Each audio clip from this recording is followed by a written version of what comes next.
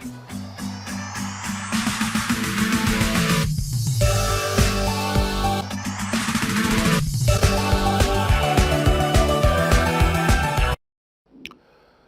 dominant pole is determined as, option A is saying the highest frequency pole among all poles, option B is saying lowest frequency pole at least 2 octave lower than other poles. Third option is saying the lowest frequency pole among all poles. Fourth one is saying the highest frequency pole at least 2 octave higher than other poles. Okay. So basically this question is based on the definition of dominant pole, right? So what happens is, so let's say I have, let's say a pole at, let's call -1, right? And I have another pole on, let's call -2. I have another pole called -3, another pole called -10, -6 and -20, kind of things like this. Let's imagine there are so many poles in the S-planes are there like this, right? So what is the dominant pole concept is, like if I target this particular pole, so I should see first of all which pole is the nearest to the j omega axis. So that is this one, -1. So those poles which are lying at least on the 5 times of this one, so up to -5, I will say these poles are known as the dominant poles, right? And these poles which are not in this zone, so I should say it is insignificant poles.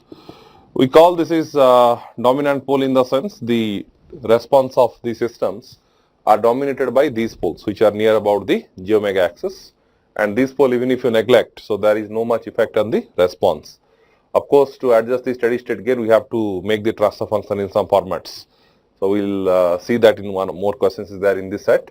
But generally, so with respect to the pole which is nearest to the j omega axis, those poles which are in the 5 times zone, so that is known as the dominant pole. So we say at least, that's a time constant at least 5 times. So that is known as the dominant pole, right? So if you refer the first option, the highest frequency pole among all poles, that is anyway not correct. Option B is saying lowest frequency pole at least 2 octaves lower than other poles. This is true. Actually, what is the meaning of octave? So let's say I have a frequency called omega 2 is equals to 10 omega 1. So this kind of relation we call it is decade. In the sense, omega 2 is 1 decade above omega 1. Omega 2 equal to 10 omega 1. So this is called 1 decade. However, if I have omega 2 equals to 2 omega 1, then in this case we use the term called octave. In the sense, omega 2 is 1 octave above the omega 1, right? Now, if someone is saying like 2 octave, it means actually it is 4 times, right? So this option B is saying that the lowest frequency pole at least 2 octaves lower than other poles, right? So if I say this one, so those poles which are within 4 times of this, that's what it is saying. So generally books to books it varies. Some books say it is 4 times, some books say 5 times like this. So option B is actually right. Anyway, option C is saying the lowest frequency pole among all poles. So it means this is the dominant pole, rest of things are insignificant. That is not correct anyway. And option D is saying the highest frequency pole at least 2 octave higher than other poles. Absolutely, this is also not correct, right? So the option B is saying those poles which are at least 4 times with respect to the pole, right? The lowest frequency pole. So this makes sense, right? So option B is the right answer for this. The largest error between reference input and output during transient period is called what? Like peak error, transient overshoot, peak overshoot, transient deviations. Again, a very definition based questions. So generally, if I consider regarding the second order systems, when a step input is applied, so generally depending on the zeta values, the response will look like this. If I speak regarding a under system, so the zeta values is between 0 to 1, the response look like this. So actually the intention of the question is with respect to these waveforms. The largest error between the reference input. So this is the step input if I say step signal.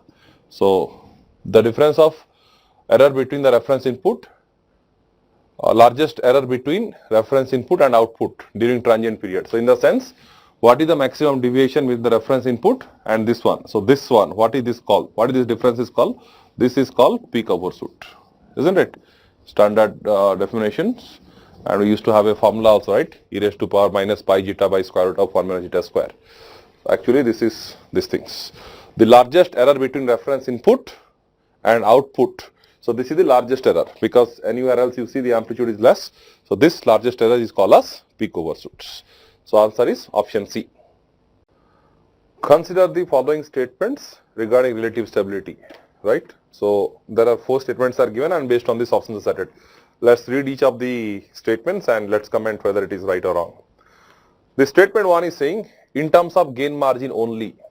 So okay, of course relative stability defined in terms of gain margin, but that only word is not suitable, right? So it is generally with respect to gain margin and phase margin both. So because of that only word, this statement is not correct. I mean, as per the statement 1, it says relative stability cannot be defined in terms of any other thing except gain margin. So of course relative stability defined both with respect to gain margin and phase margin. So because of our only words, we are discarding this. Statement 2 is saying in terms of phase margin and certain other parameters. So statement 2 is not including the gain margin. So this is also discarded.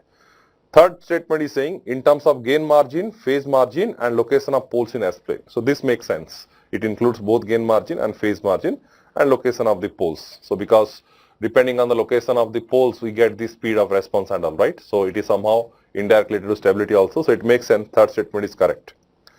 Fourth statement is saying in relations to another identified system. This is also correct. Like let's say you have one systems, you know certain its gain margin and phase margins, or right, and you have some other system that's called system 2.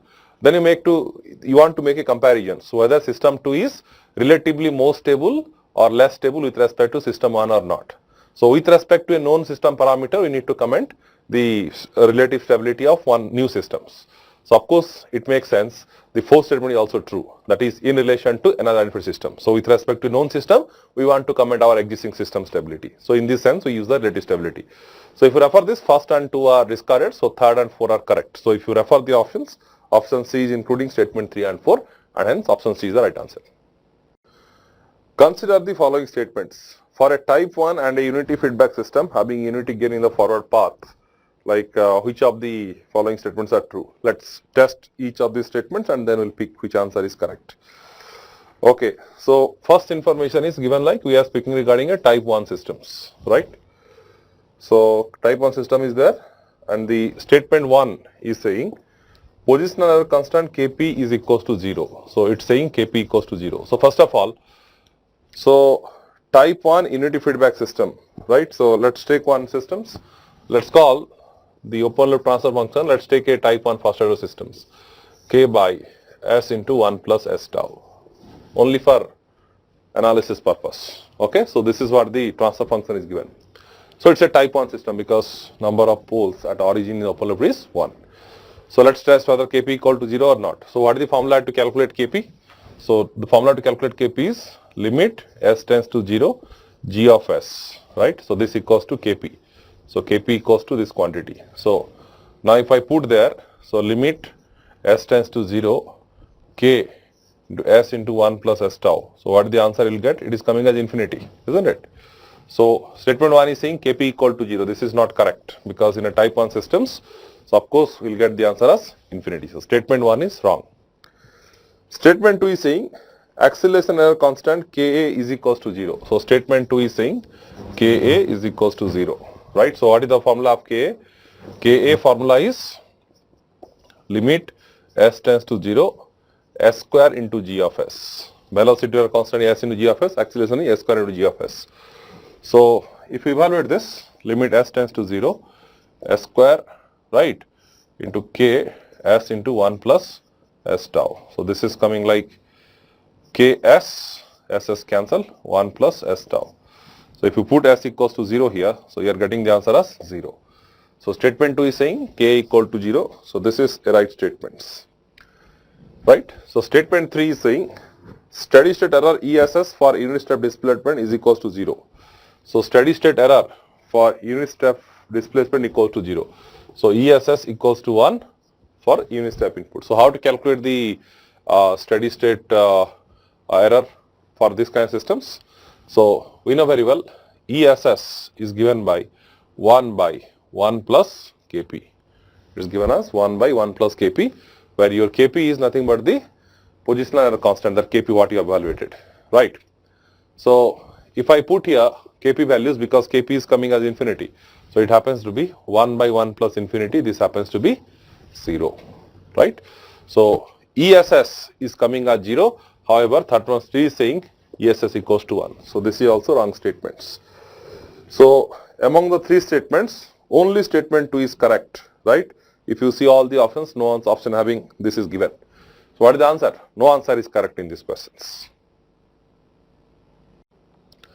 For lead compensator whose transfer function is given by k into s plus a by s plus b where ab greater than or equal to 0, which of the following condition is true? So the transfer function of the lead compensator is given as k into s plus a divided by s plus b. So what is the standard pole 0 plot of a lead compensators? In a lead compensator, 0 lies near to the j omega axis, pole is here. So this is the transfer function of a lead compensators. However, if it is a lag compensators, pole lies near to j omega axis. So this is the this is the pole 0 plot of a lag compensators. So only for understanding, let's take this is -1, this is -2, this is -1, this is -2. So we are asked to say the answer with respect to lead compensator. So if I ask you what is the transfer function of this, then it is k into 0 is at -1, s plus 1 by s plus 2, right? And this has to be compared with k into s plus a divided by s plus b, right? So what is the a values? A equals to 1. What is the b values? B equals to 2. So what you are getting? A is less than b, isn't it? So A is less than B, it is for lag, it is for lead compensators. If the question would have been asked for lag compensator, the answer would have been A greater than B, right? For lead compensator, answer is A less than B, which is in option A. Hence, A is the right answer.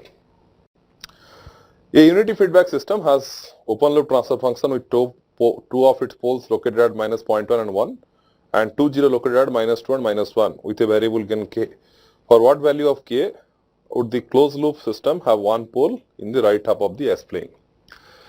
Okay, so let's write the transfer functions. So it's saying like the open loop transfer functions unity feedback that to be given has open transfer function with two of its poles located at -0.1 and 1. So the denominator will be s plus 0.1 into s minus 1, isn't it? And having 2, 0 located at -2 and -1. So you have at s plus 2 and s plus 1 and a variable gain k. So this is the formats. And they're asking, so for the closed loop, right? So there is one pole lying on the right of S-plane for what value of k. So how to do this? So this is a perfect question from the RH criteria, isn't it? So to comment regarding this thing, so first of all we need the characteristic equations. So how to get the characteristic equations? So the characteristic equation will be s plus 0.1 into s minus 1 plus this you add here k into s plus 2 into s plus 1 equals to 0. Actually it's a unity feedback system, so it is the transfer function is what? G by 1 plus g. So if so what is the characteristic equation basically? Characteristic equation is the denominator of the closed loop transfer function equated to 0. So what is the denominator of the closed loop transfer function? It is 1 plus g equals to 0. So what I have written it, this is 1 plus g. You do the calculations, but this is a quite familiar shortcuts. I hope most of you know this. So I have just done it. Or if you are not getting it, you do. So 1 plus g equal to 0. So if you do this, so that will be cancelled. So you will get these things. Now I am leaving this simplification to you.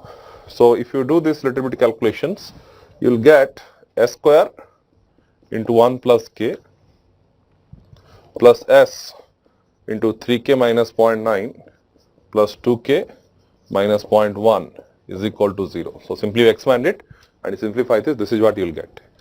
So now let us make the RH table. So second order equation s square, s and 1. So the first term here is 1 plus k, right? And this is 2k minus 0.1. Alternate sign I am writing. And here it is 3k minus 0.9. Right? So what is this term then? This into this minus this into this, that is 0 divided by this. So how much you will get?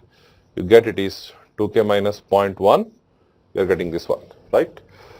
So if the question would have been asked, so this is s power 1, s power 0. If the question would have been asked, for what value of k the system will be stable, probably we might have, we will have the conditions. Each of these are same sign, so we would have said like all of these are positive, isn't it? But here they are saying there is one pole lying on the left half of, one pole lying on the right half of S-plane. So what is the meaning of it? So how do you access this information? That means the number of sign change in the first column should be equals to 1. So what I can say is, so one of the possibilities, this to positive, this to positive, this to be negative. So that there is one sign change and we can say the system is unstable because one pole will be the right half S plane. We need one pole. So there should be one pole in the right half means one sign should be changed here. Right. So if you refer the options, you can clearly see that 0.05 is there, right? So it makes sense, or I should catch into this particular coefficients. So what we expect is, we are expecting one pole in right half S plane means one sign change. So this is positive, let's take this is negative. So 2k minus 0.1 should be less than 0. So that is 2k is less than 0.1 or k is less than 0.05. This is given in one of the options, which is in option B. So you may ask, based on what you selected directly this one, because I can see from the option that 0.05, and your common sense should tell like, okay, if I target this, I'll get it, right? So anyway, so this is the answer. So very simple questions. Answer is k less than 0.05, which is option B. Consider that in a system root transfer function, addition of a poles results in the following, right? So this question is based on the effect of addition of poles in the root locus, right? So these are the observation based things. So I'll just read the statements and I'll say whether it is correct or not. So first one is saying root locus get pulled to the right hand side. That is absolutely correct. You might have seen, like, if there are two poles, you are adding the third one. So you might be seeing one of the branch inclined towards the right half in the S plane, right? So statement 1 is absolutely correct. Statement 2 is saying steady state error is increase. So these statements is not necessarily to be true always. I'll give the explanation of it. So statement 2 is wrong. Statement 3, system response gets slower. So obviously it makes sense because of it is linked to the first statements. Because of the addition of poles, it's shift towards the right of this thing. So system response gets slow. This is also true. Steady state error increase. This is not necessarily to be true. For example, let's say I have a system called GS is equals to K divided by S plus 1 into S plus 2, right? So I'm taking one transfer function G1 of S equals to K by S plus 1 into S plus 2 into S plus 3. One pole I have added at S plus 3. And if I'm taking another systems, let's call G2 of S is equals to K divided by S plus 1 into S plus 2, right, into S plus 0.1, let's call, right. So let's imagine, so we are calculating the steady state error for this, what do you say, for the step inputs. So for the step input, so what is the formula to calculate the steady state error? ESS equals to, again I'm assuming, unity feedback system and all.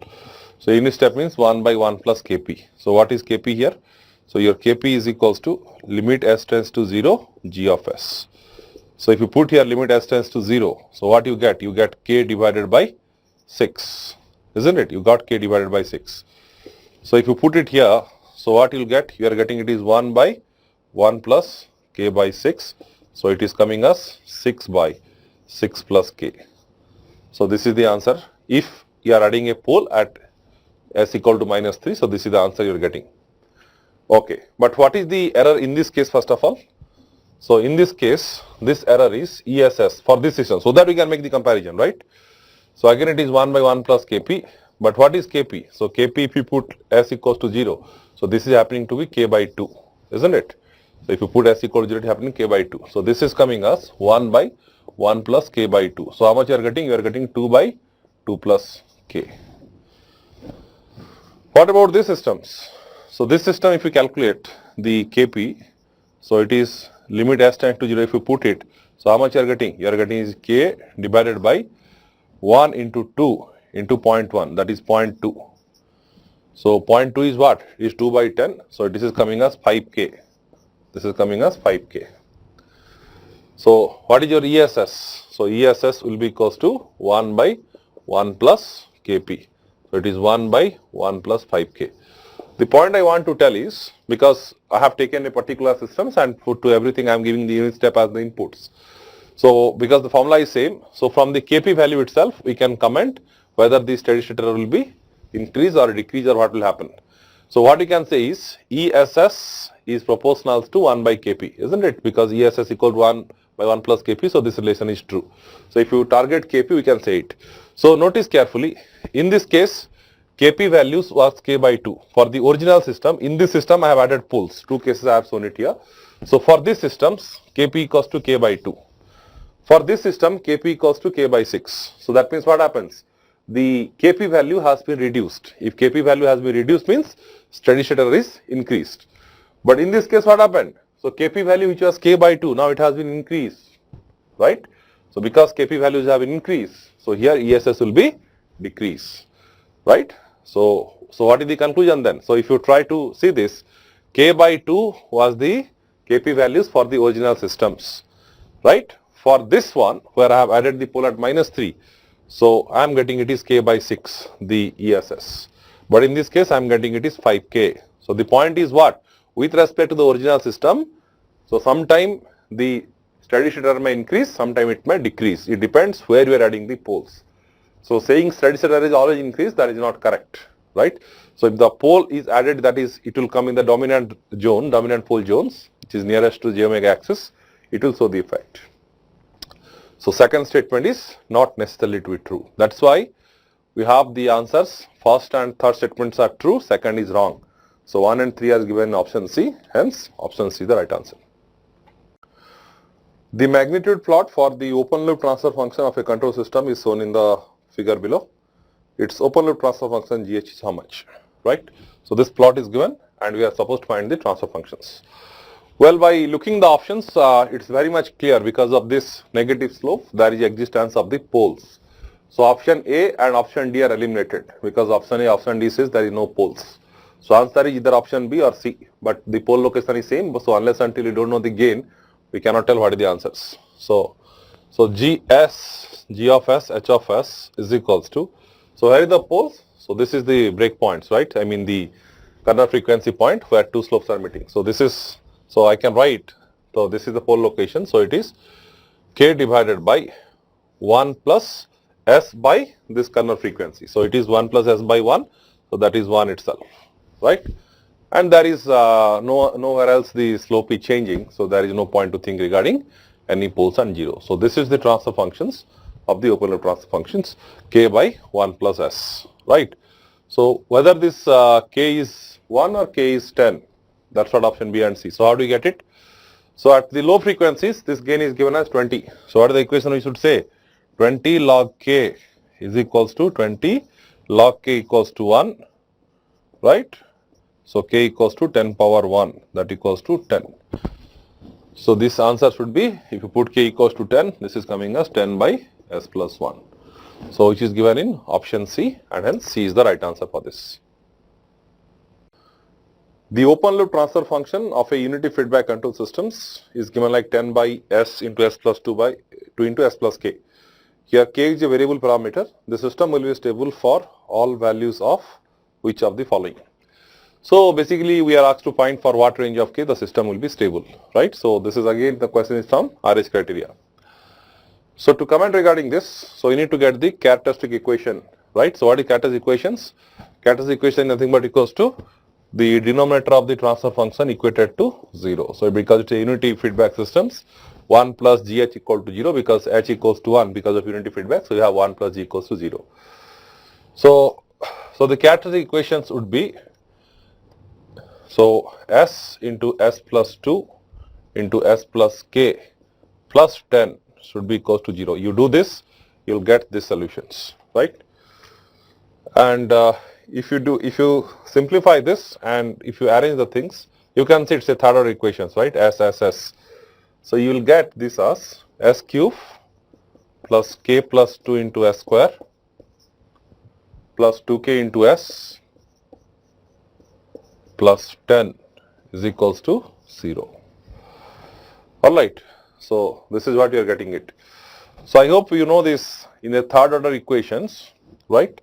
So to access the stability, so if we have the system is something like AS cube plus BS square plus CS plus D equals to 0, if this is the equations, for stability we expect BC should be greater than AD. BC should be greater than AD. So this is a very standard formula, or you can follow that table, you will see that you will come to this conclusion. So where BC is greater than AD. So if you compare with these formats, so BC is nothing but equal to these things. AD nothing but equals to these things. So let me use this.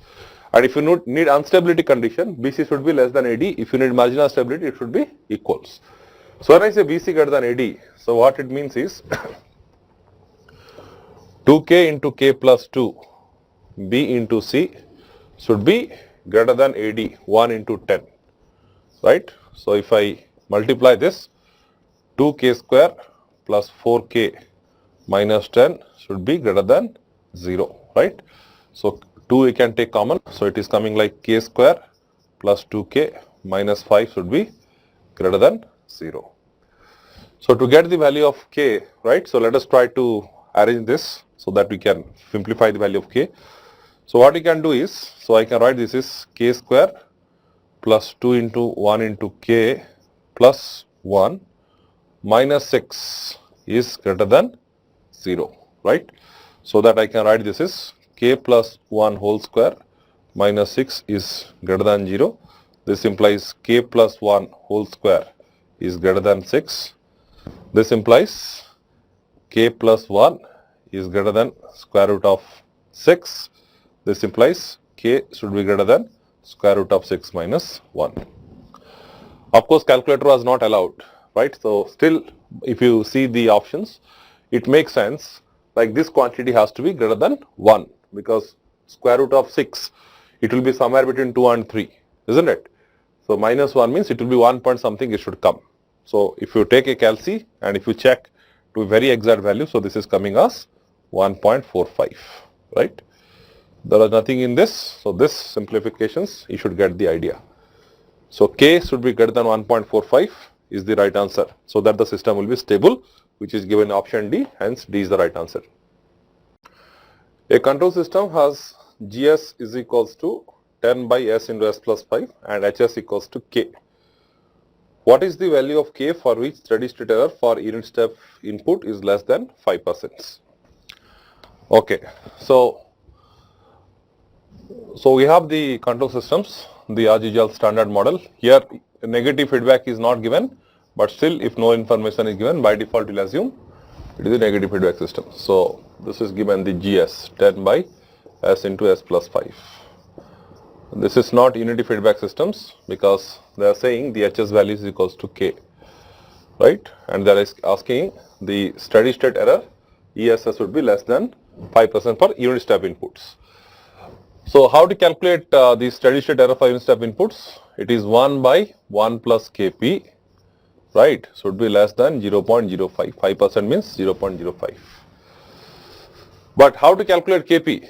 So I can say this is equals to 1 by 1 plus limit S tends to 0 and this is G of S. This should be less than 0.05. So from this we need to calculate the value of K, which will satisfy these conditions. But the point to be noted here is this GS what I have written it. So this is applicable with respect to the unity feedback systems. The steady state error is strictly defined with respect to unity feedback systems. So if a non-unity feedback system is given, so this is your responsibility to convert this into the equivalent unity feedback systems, and then that open loop transfer function what you will get, that you are supposed to use in this. So by the way, what is the transfer functions here? So if I say what is the closed loop transfer function, let's call TS. So this is coming as 10 by S square plus 5S plus 10K, right? So this in the denominator only you have to add one additional terms, that is the numerator of this into this, right, 10K. Otherwise you can go by G by 1 plus G. So if you do this, this is the answer you are going to get. So this is the closed loop transfer functions. Now what I want to say is, so I want something like this. So same transfer function I am expecting, but I will be putting some other mathematical model here or some other transfer functions which will suit the total transfer function on this case will also equals to this. So what is that value is? So it is, there is nothing this thing, so it is simply, it is 10 by S square plus 5S plus 10K minus 10. So if you put this, so if I ask you for this systems, now find the closed loop transfer functions. So this, right, at the end what you will do? You will add this 10 into this gain. So if you add that one, so 10 will be cancelled. Again the transfer function will be same only. Like if I ask you how to find the closed transfer functions, this and the denominator, this into this. So in this case, this in the denominator, 10 into 1. So if you add 10, so it will be cancelled, you will get only 10 by s square plus 5s plus 10k. So these two systems are equivalent as far as the transfer function is concerned. So the only thing was, so the steady state error was not defined with respect to non-unity feedback systems. With respect to unity feedback system it defines, so I am just taking it, right? So while solving these equations, I am not supposed to take this. I am supposed to use this because this GS is with respect to the unity feedback systems. Okay, so let's solve it now. So what is the value of Kp? So Kp is equals to limit s tends to 0 g of s. So limit s tends to 0 g of s. So it is 10 divided by s square plus 5s plus 10k minus 10. So this, if you put s equals to 0, so you get it is, so this is 0, this is 0. So it is 10 by 10k minus 10. So 10 will be cancelled, you will get 1 by k minus 1. You will get 1 by k minus 1.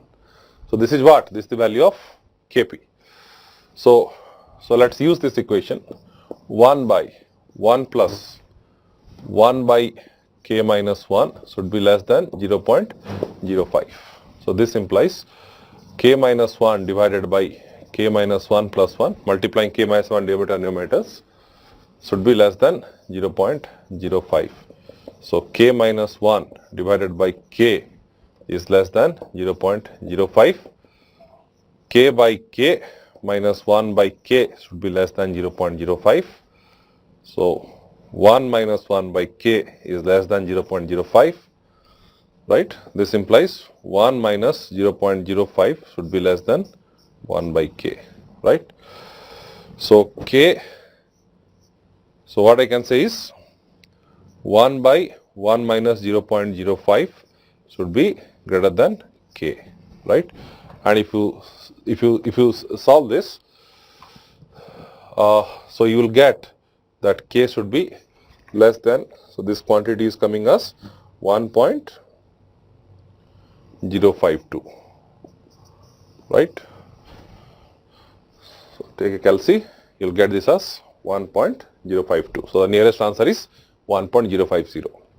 So that is the maximum value you can take k. So that 1.052 is the boundary value, you should take less than this. If you go beyond this, it will not have the 5% error conditions. So answer is 1.050, which is option D. Hence D is the right answer. What is the time required to reach 2% steady state value? So for the closed transfer function 2 by s plus 10 into s plus 100 when the input is step function ut. So this is a standard second order transfer functions, isn't it? That too we are saying that it's the closed transfer functions. 2% of steady state value means they are asking regarding the settling time, right? So what is the settling time formula? Settling time formula, if I call Ts, it happens to be 4 by zeta omega n, isn't it? So one thing is you expand it and by comparing with the standard equation s square plus 2 zeta omega n square, you get the value of zeta and omega and you use it. This is one way, so you can do in this way. So again one common sense is this. In this case if you refer, the poles are lying pretty apart from each other. So one of the pole is at minus 10, other pole is at minus 100. So this pole is lying at least more than 5 times of the dominant pole. So any pole which is beyond minus 50, left to the minus 50 are considered to be the insignificant pole. So in this case minus 100 is far away from this minus 10. So I want to say this is a insignificant pole. So you can neglect it, right? So that it will be simplified to a first order transfer functions.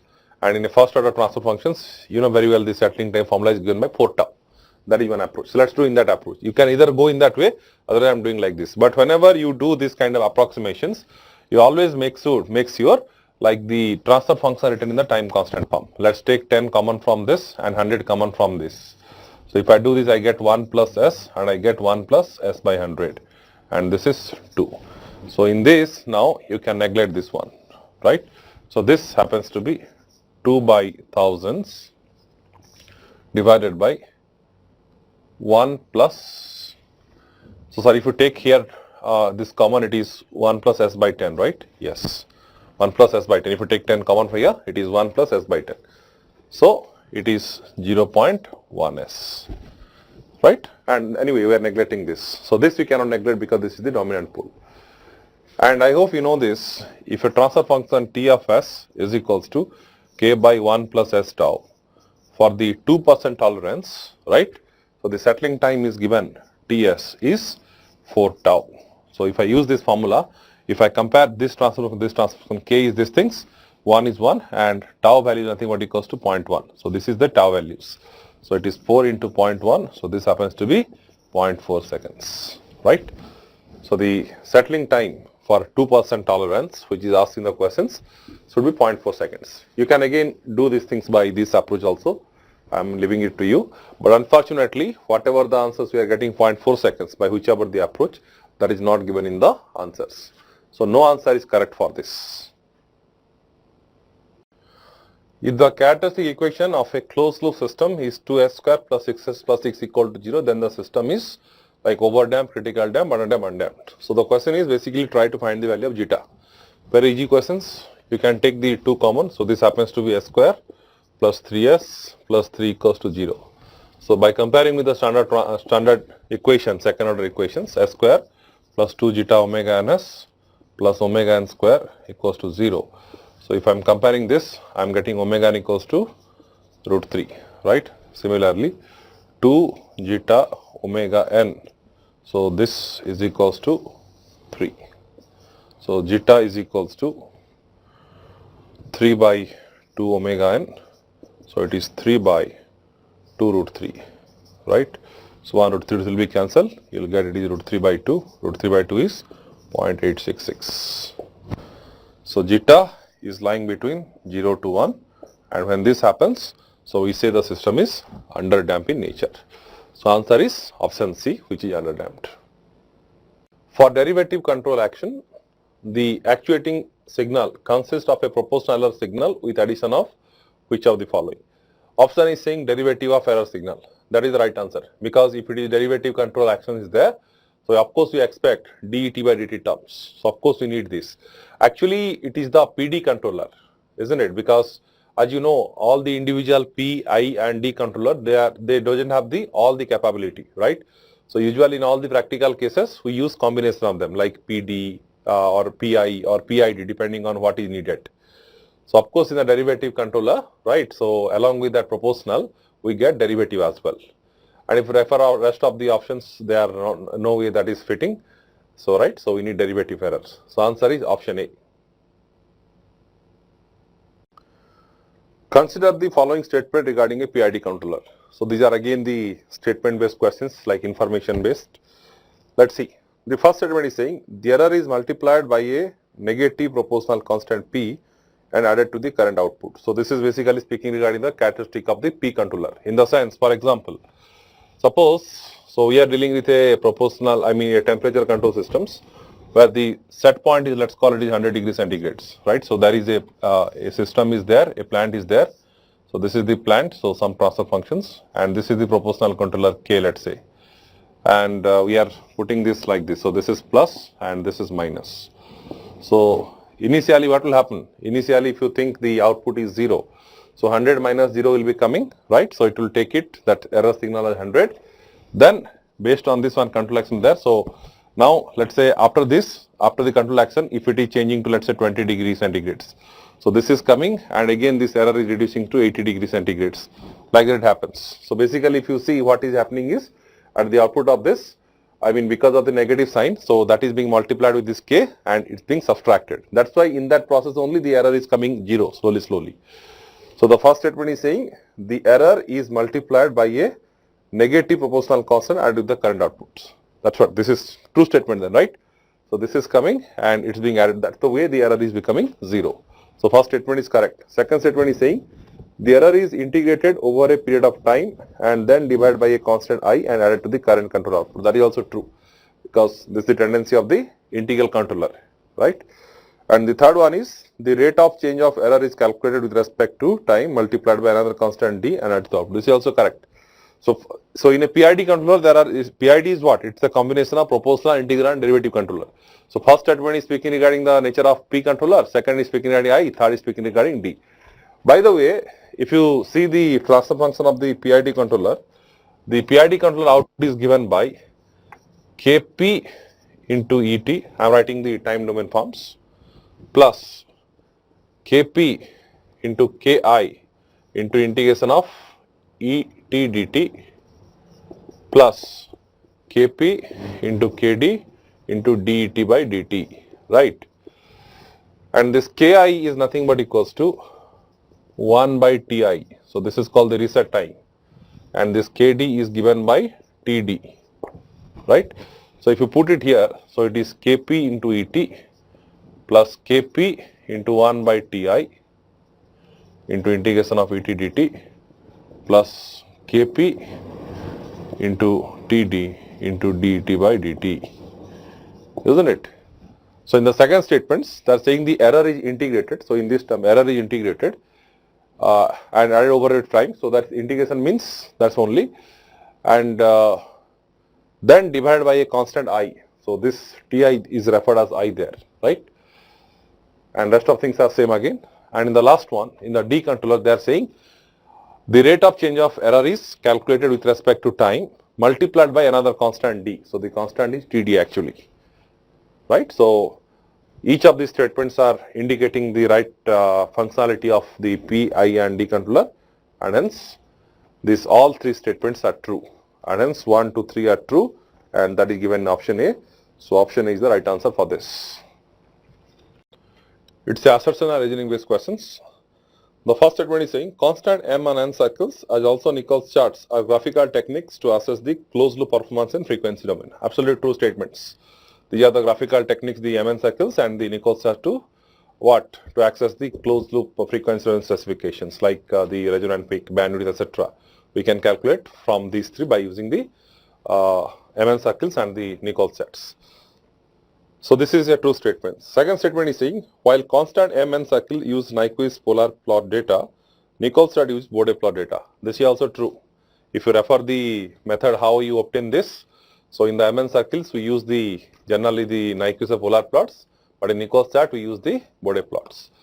So this is also true. So first statement is true, second statement is true. But can I say second statement is the explanation of the first one? See, the first statement is saying some fact. Second statement is describing the method how it is used, in what way you do it. But this is not the region. So second statement is describing the method to be followed in the MN circle and Nichols chart, isn't it? So both are true, but second statement is not the right explanation of the first statements. So answer is option B. Statement 1 is saying PID controller is an essential part of any control loop in process industry. Absolutely true statements because of all the three characteristics are embedded on this, right? Second statement, PID control systems perform better than most predictive control methods in the context of major disturbances. This is also true. Like why PID control is this much popular in the sense, as you know, like individually P, individual I, individually D, right? They doesn't have all the capability. Like someone is able to reject the noise properly, someone is able to reduce the steady state errors. So if you use only one controller, all the desired things you will not get. So that's why combination of PID is used, right? So both statements are true, and second statement is right region of the first statements, because so first statement is speaking regarding the popularity of PID. Second statement is speaking regarding why it is popular. So of course it makes sense. Second statement is the right region of the first statement. So answer is option A. Statement 1. Elements with non-minimum phase transfer functions introduce large phase lags with increasing frequency resulting in complex compensation problems. Is this true? Yes, because if I have a transfer function called g of s equals to k into, what is the non-minimum phase system by the way? If some of the zeros are lying on the right half of S plane, we call it a non-minimum phase systems. If all zeros are in the left half S plane, it's a minimum phase. So one of the standard format I can say 1 minus S tau by 1 plus S tau, right? So probably if some of you might have seen the polar plot of a transportation lag systems, you might have seen like if you increase the delay parameter more and more, the stable system becomes a unstable systems. So in that context, we can say the statement 1 is saying elements with non-minimum phase transfer function introduce large phase lag with increasing frequency resulting in complex compensation problem. That's true because so if it is more and more, the stable system becomes unstable. So that is of course true. First statement is true. Second statement is saying transportation lag commonly encountered in process control systems is a non-minimum phase element. This is also true. Transportation lag commonly encountered in process control systems is a non-minimum phase because the transportation lag, the standard format is k into e raised to power minus s tau, probably divided by 1 plus s tau kind of things. By something called Pardes approximations, we make some approximation to this, we call it is 1 minus s tau divided by 1 plus s tau. So this terms we get generally in the process control systems, right? So second statement is saying transportation lag, so this terms commonly encountered in process control systems is a non-minimum phase element. So this by approximation we get, so it's a non-minimum phase, this 0 HF, right? So this is true statement, statement 1 is true, statement 2 is true. But can I say statement 2 is the right answer of the statement 1? There is no relation between these two as far as reasoning is concerned. Because statement 1 is saying the effect of the delay. So as I said, if the delay is more and more, so it will be what? The system will be unstable. However, second 2 is saying like a application like in process control, so we get the transportation lag, right? So second statement doesn't seems to be saying the reason behind it, right? So option A, so statement 1, statement 2 are individually true and statement 2 is not the right explanation of statement 1. So answer is option B.